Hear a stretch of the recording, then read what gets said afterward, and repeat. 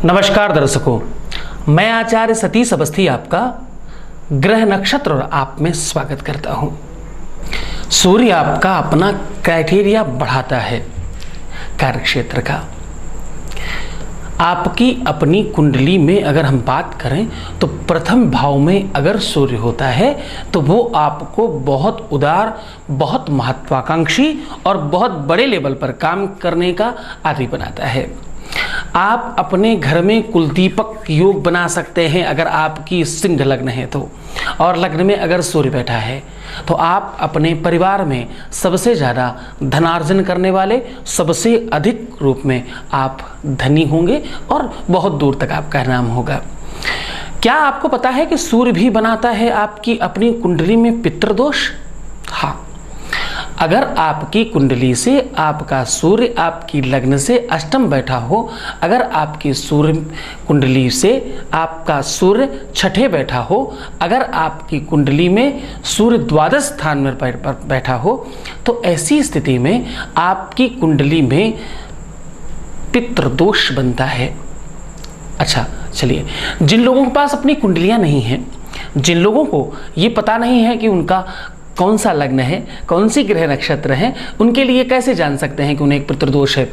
अगर आपके अपने घर में कोई भी काम सही रूप में नहीं बनता, आपके घर का कोई भी व्यक्ति सही तरीके से उन्नति नहीं कर पा रहा है, आपके घर में वैवाहिक कार्यक्रमों में विलंब हो रहा है, बड़े ध्यान से सुनिएगा इस बात को, अगर आपके घर में विवाह जल्दी नहीं हो रहे हैं, है ना, आपके घर में शिक्षित होने के बावजूद किसी का करियर सेट नहीं हो रहा है, आपके घर में सबसे छोटा या सबसे बड़ा व्यक्ति की बुद्धि विक्षिप्त हो या वो सही दिशा में काम ना करे, उसकी संगति ठीक ना हो, आपके घर में बरकत की कमी हो, आपके घर में धन आए लेकिन वो सही दिशा में व्यय ना हो पाए, अपव्यय हो, बल्कि ऐसी स्थिति में आपके घर में पितृदोष होता है। सूर्य आपकी कुंडली में ये स्थिति बताता है कि क्या आपकी कुंडली में पितृदोष है। आपके घर में अकाल मृत्यु को सूचक, अकाल मृत्यु का सूचक है सूर्य, अकाल मृत्यु हुई हैं, और आपकी कुंडली में अगर पितृदोष है तो निश्चित तौर पर आपकी अपनी संतान पर इसका असर पड़ेगा, आपके अपनी संतान पर इसका असर पड़ेगा, आपके अपने बुद्धि विवेक पर पड़ेगा, आपके क्रोध और नेचर और व्यक्तित्व पर इसका प्रभाव पड़ेगा। आपकी कुंडली में पंचम स्थान, अगर हम काल पुरुष की बात करें तो जो पांचवा स्थान है, जहां 5 नंबर आता है, जिसका सूर्य स्वामी है, वो संतान और विद्या और शिक्षा का है। अगर आपके विवाह के बाद संतान सही टाइम पर नहीं हो रही है तो आप निश्चित तौर पर माने कि आपका सूर्य खराब है, आपकी संतान सही दिशा में नहीं जा रही, आपका सूर्य खराब है। आपकी संतान, आप चाहते हैं बहुत अच्छा वो शिक्षित हो और शिक्षा में उसका अगर मन नहीं लग रहा है तो आप निश्चित तौर पर माने कि उसका सूर्य खराब है। आपकी सूर्य वाली उंगली अगर शनि की साइड में मूव कर रही हो, किसी भी सूरत में ऐसा व्यक्ति अपने पिता का काम धाम नहीं संभालता, वो पिता से विपरीत स्थिति में काम करता है और पिता से उसका तालमेल अच्छा नहीं दिखाई पड़ता। एक और बड़ी सुंदर सी बात बताता हूँ, आपके हाथ से अगर हम सूर्य वाले पार्ट को देखें और सूर्य के नीचे जो बहुत महीन लाइंस होती हैं उनकी अगर हम बात करें तो ये अगर यू शेप में ऐसे बन रही हैं, इस प्रकार से, ऐसी स्थिति में आप अपने घर में बहुत प्रयास और प्रयत्न करने के बाद भी स्थिति ठीक नहीं कर पाएंगे। आपके घर में किसी न किसी रूप में कलहकारी वातावरण सृजित होता ही रहेगा। वैवाहिक जीवन और दाम्पत्य जीवन पर बहुत ज़्यादा कुप्रभाव डालता है सूर्य अगर दबा हुआ हो तो। सूर्य का संबंध किसी प्रकार से अगर शनि से बन रहा है तो आप किसी भी कार्य में उत्तीर्ण नहीं हो सकते। 28 साल से पूर्व आपकी उन्नति नहीं होगी, कितना भी शिक्षित हो जाने के बावजूद आपको सही प्लेटफॉर्म नहीं मिलता। तो ध्यान दीजिए, हम बात कर रहे हैं सूर्य की, हमारी निरंतर चर्चा जारी है सूर्य पर। क्यों? क्योंकि नेचर और स्वभाव से आपको ग्रहों तक ले जाना है ना, ये सबसे बढ़िया संसाधन है। इस तरह से हम ग्रहों को बहुत सन्निकटता से जान सकते हैं। सूर्य पहला ग्रह है, सूर्य खगोल शास्त्रियों की दृष्टि में भी बहुत बड़ा ग्रह है। सूर्य सिंह राशि का स्वामी है। सिंह नो पजायते लक्ष्मी, लक्ष्मी का उद्बोधक है सूर्य। सूर्य आपको धनवान बनाता है।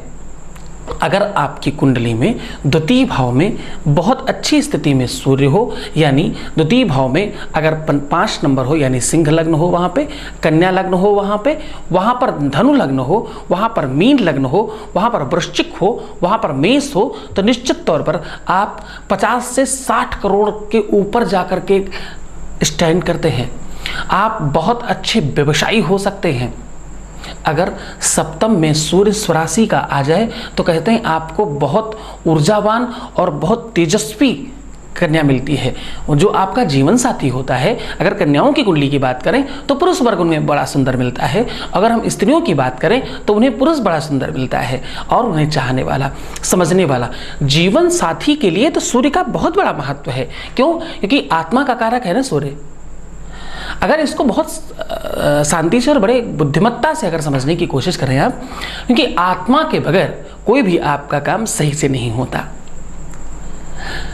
आपका अपनी जो आत्मा है वो आपको अपना जो सही स्वरूप हो उसको रिप्रेजेंट करता है।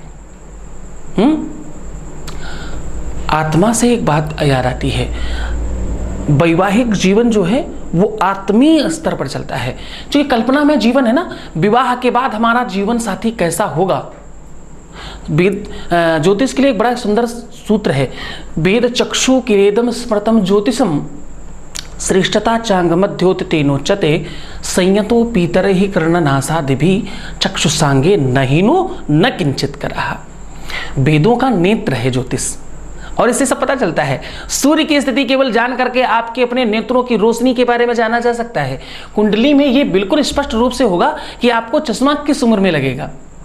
अगर आपकी कुंडली में प्रथम से तृतीय भाव में सूर्य बैठा है तो आपको चश्मा लगता है 40 के बाद। अगर आपकी कुंडली में तृतीय से लेकर छठे भाव तक चंद्रमा है तो आपको चश्मा लगता है 30 साल के बाद।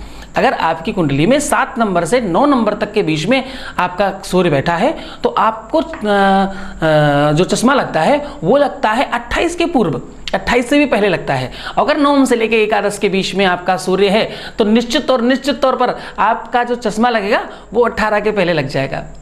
और अगर द्वादश में सूर्य बैठा है, सूर्य नीच का है, सूर्य शुक्र से प्रभावित हो रहा है, तो ऐसे लोगों को बहुत अल्पायु में चश्मा लगता है, बहुत छोटी सी उम्र में वो चश्मा लगा लेते हैं। आपका बच्चा चिड़चिड़ाता है अगर पढ़ता नहीं तो कहाँ होगा सूर्य आपका।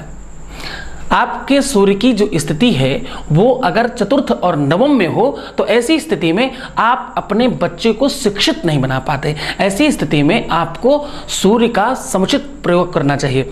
सूर्य की 24 कलाएं होती हैं, सूर्य की 24 कलाएं होती हैं और सूर्य आपका जितनी जो किरणें होती हैं सूर्य की वो 24 होती हैं।